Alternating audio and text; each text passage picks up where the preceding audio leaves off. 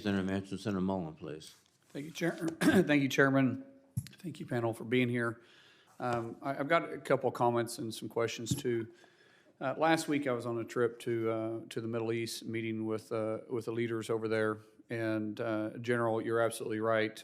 Afghanistan the withdrawal was a very strong negative black eye to the United States. It has made us extremely weak, and our allies. Those that believe that we would be there are questioning if we would actually be there, if we were willing to walk away from something we had so much investment in and literally turn the country over to terrorists. The irony of that, though, is President Trump, obviously, when he was in office, he put in the Abraham Accord. And the Abraham Accord was designed to help strengthen the economy in that region, but it's actually strengthened the allies in that region, too, by doing business together. With Israel, the views that some of these world leaders have had with Israel has been broken, and they've realized that they have a common foe, and it has strengthened themselves. And so what has started out as an opportunity for business has actually helped fill a void that the United States have left behind. With that being said, it has definitely led to Putin's aggression because of our view. And at the same time, the American people are questioning why we're even in Ukraine and what we're doing there. I feel very strong that we need to be there, but I don't feel as though we should be taking the lead. I feel like it is what our NATO allies are for.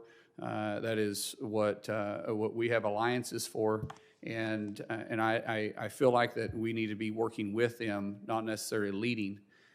But it's obvious, too, with Germany, for instance, wavering back and forth on should they send weapons or shouldn't they send weapons, when the United States decided that we were going to send Abrams tanks. No telling when that's actually going to happen, though. You had Germany that finally agreed to start sending in weapons. General, what is your view of our leadership and the lack of leadership? How is this affecting what's happening and the neighbors of Ukraine and their activity going on and assisting Ukraine? Thank you, Senator. Senator, I'm concerned about the decisiveness of support for Ukraine. I mean, this is a fight. It's an existential fight for Ukraine, and we need to support it. If we don't support this fight, we're going to be in the third time we're going to be fighting in Europe. And we are not sending U.S. troops right now, and I don't think we should.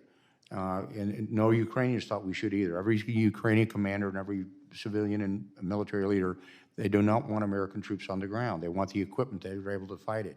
But if this thing goes badly for the Ukrainians and it starts to fade towards NATO, then we may get involved in a fight that I would prefer we not do, considering we've done this twice before to save Europe. Should NATO shut down the airspace? In airspace in when? Over Ukraine. Sure, the Russians do not have air dominance over Ukraine right now. The fact is, the Ukrainians are still fighting with their fighters. They have not established air dominance at all. What you are seeing is the missiles coming in, but they're not able to fly their aircraft over Ukraine. Would it help if we were able to shut down, if NATO were to just simply shut down the airspace over Ukraine? You know, Senator, I think I don't think the airspace would concern me very much right now, because it's really contested, and the Ukrainians are doing a fine job. I think there's other things we should do. The other thing that we should do is we should give them the ability to actually penetrate Russian space themselves and attack targets into Russia, because that's where the supply lines are located. And the Russians are using their borders as a sanctuary. So it's not so much airspace. I go back to ground space and been able to put the Russians at risk. We haven't put meaning the Ukrainians, have not been able to put the Russians at risk as they should be able to do. Does Putin have the ability himself to launch nuclear weapons, or does it go through a process? I know it used to go through a process. Is that faded now? Is the lines blurred?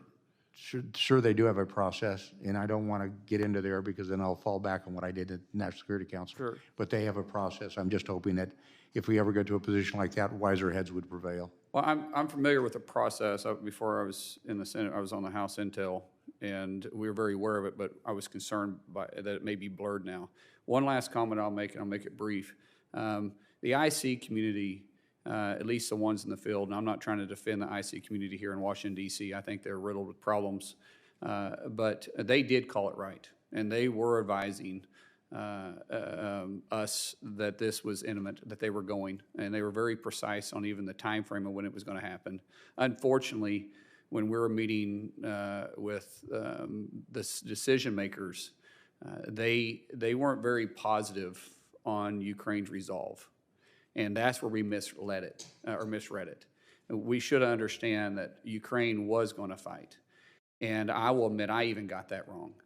Now that they're fighting, we should do everything we can to support them and with our allies. So thank you guys, everybody, for your comments. And thanks for talking as honestly and in agreement with one voice. It's refreshing. I appreciate that. Thank you. Thank you, Senator Mullin. Senator Kane, please. Thank you, Mr. Chair, and I'll pick up with Senator Mullin left off. I think while you come at this from different perspectives and have some